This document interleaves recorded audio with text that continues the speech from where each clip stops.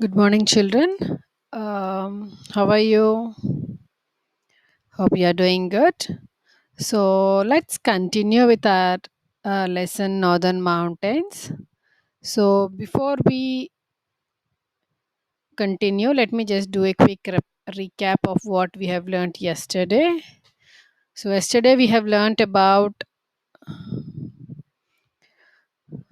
where are the Northern Mountains located. We can see in the map, it's a brown color, and we have seen about how many it is included, like what, how it is divided. The northern mountains are divided into Karakoram range, uh, Himalayan range, and the Purvachal range. And Karakoram range, it is situated in the northwest part of India, and Mount Godwin Onston is the second highest peak. Okay, and we have seen about the Himalayan ranges. So it's again divided into three ranges, which is extending from northeast to northwest to northeast. So it's again Himadri, Himachal, and Shivalika, and we have seen what we have in Greater Himalayas, and what we have in that we can see the Mount Everest is spread in Greater Himalayas, and it's very high, and it is always covered with snow, and we have glaciers extending, and the water from that glaciers comes to river Ganga. And we have seen the lesser Himalayas where there is less snow. I mean, I don't say it's like there is no snow, but there is a snowfall during the winter season, not in every season. And there are thick forests that are covered in this range, in the slopes basically. And also we have favorite hill stations, and in lower Himalayas we can see the wild animals living there. It is covered with thick forest, and there is a heavy rainfall in this area, I mean in these ranges. Okay, and we also have seen the Purvachal range where it's located in the northeastern part, and it includes uh, Garo, Kasi, and all these places. Okay, so let's see today what is the importance of this northern mountains. Like, why are they so important? Why should we learn about the northern mountains? So the northern mountains are important as they act as a natural barrier and protect our borders. So they are so high. It's almost all 8,000. Almost all, if we see here, it's 8,850 meters high.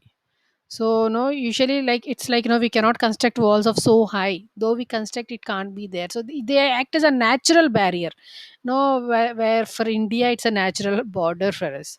And because of this extreme cold winds, they actually prevent the extreme cold winds of Central Asia from entering into India.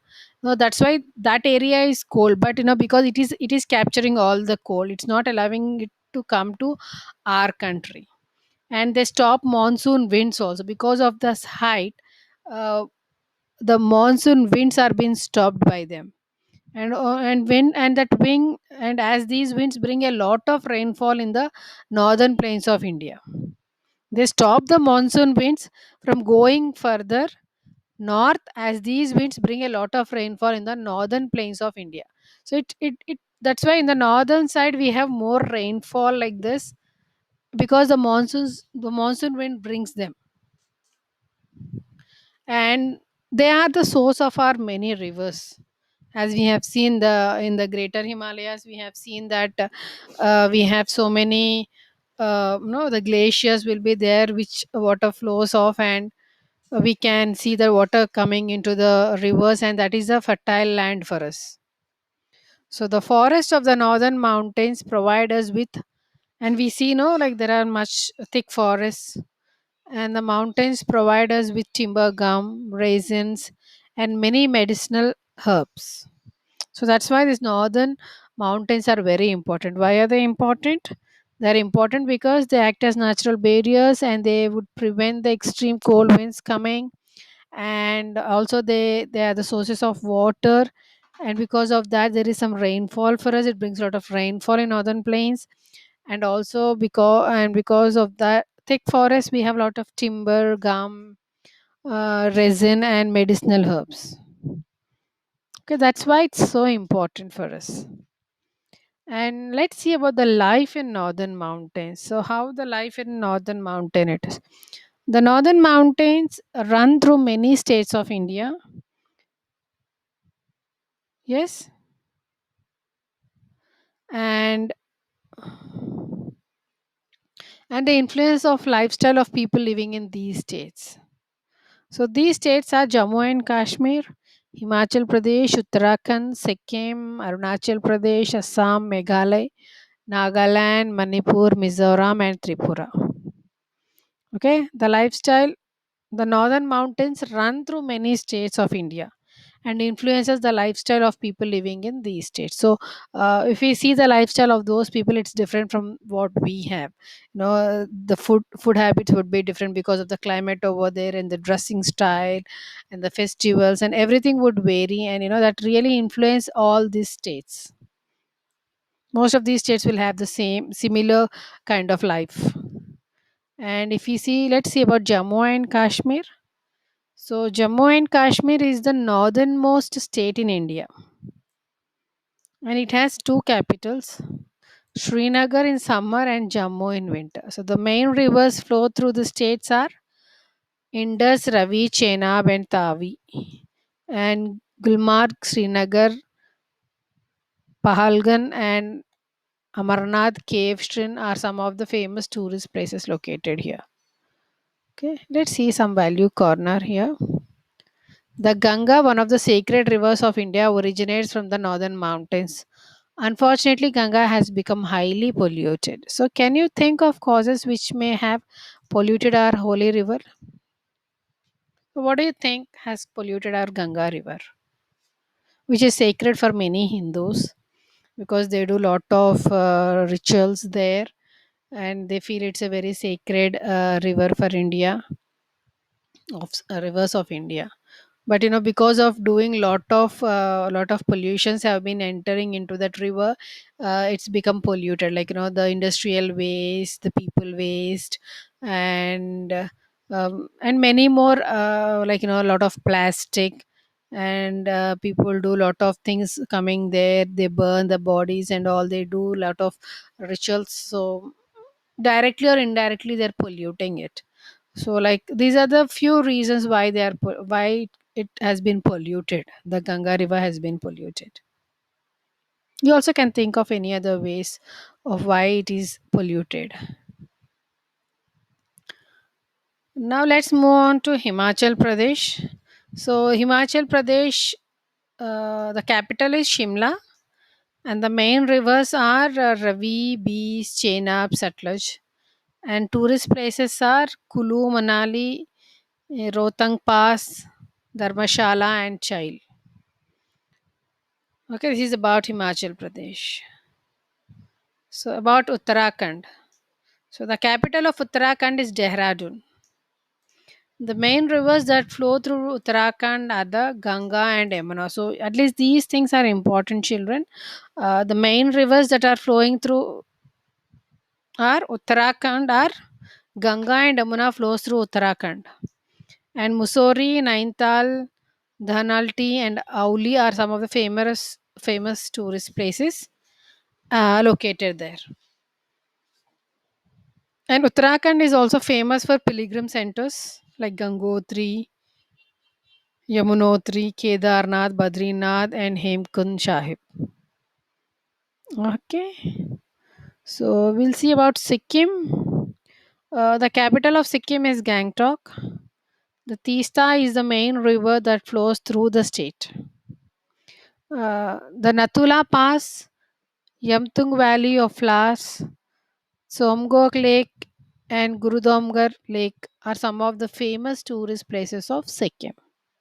So at least try to remember 1 2 points, at least the capitals and the main rivers flowing through it, and also about the tourist places of that state. Okay, the seven sisters. So what are the seven sisters? So the seven states like Assam, Arunachal Pradesh, Manipur, Meghalaya, Mizoram, Nagaland, and Tripura, located in the northeastern part of India, are together known as Seven Sisters.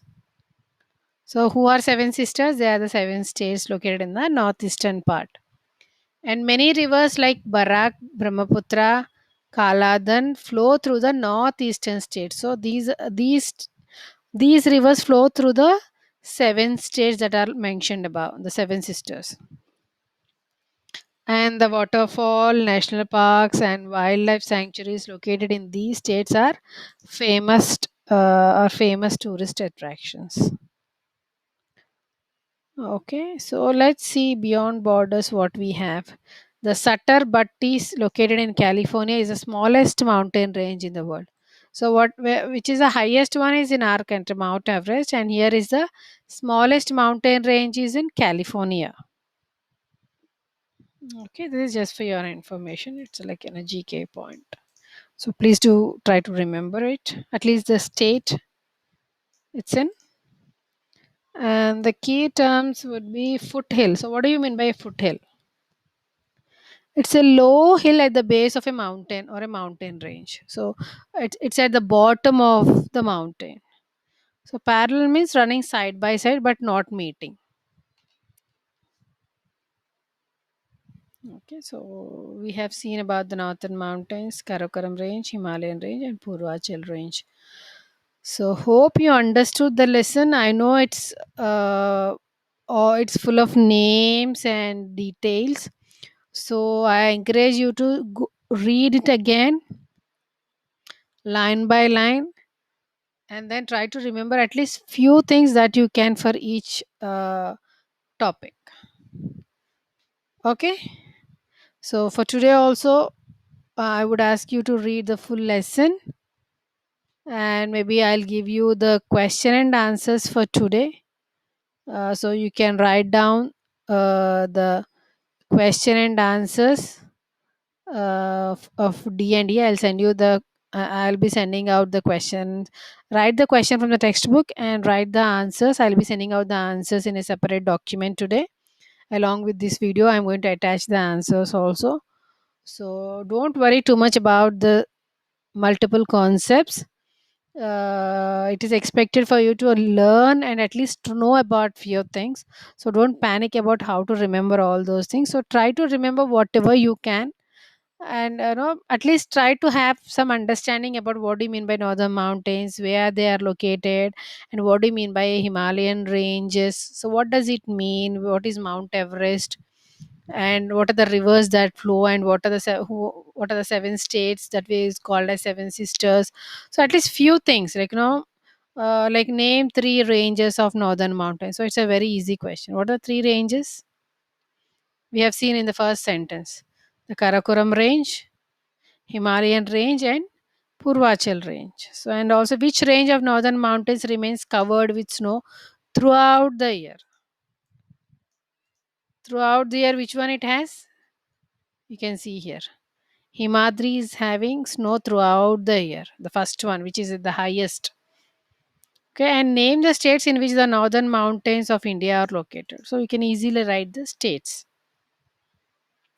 And okay, let's see about this. How many ranges does Himalayas consist of? How many ranges?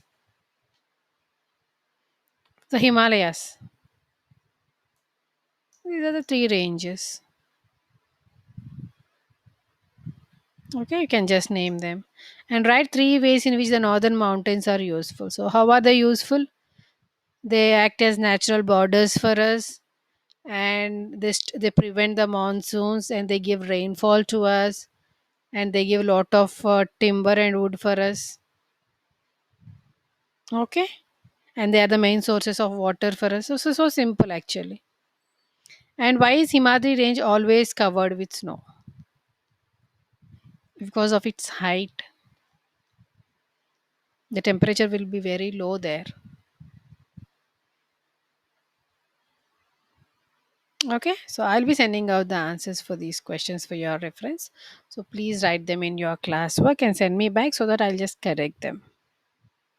Okay, so maybe in the next class we will look at the exercises, and we will see about the life skills and the project if you can do it.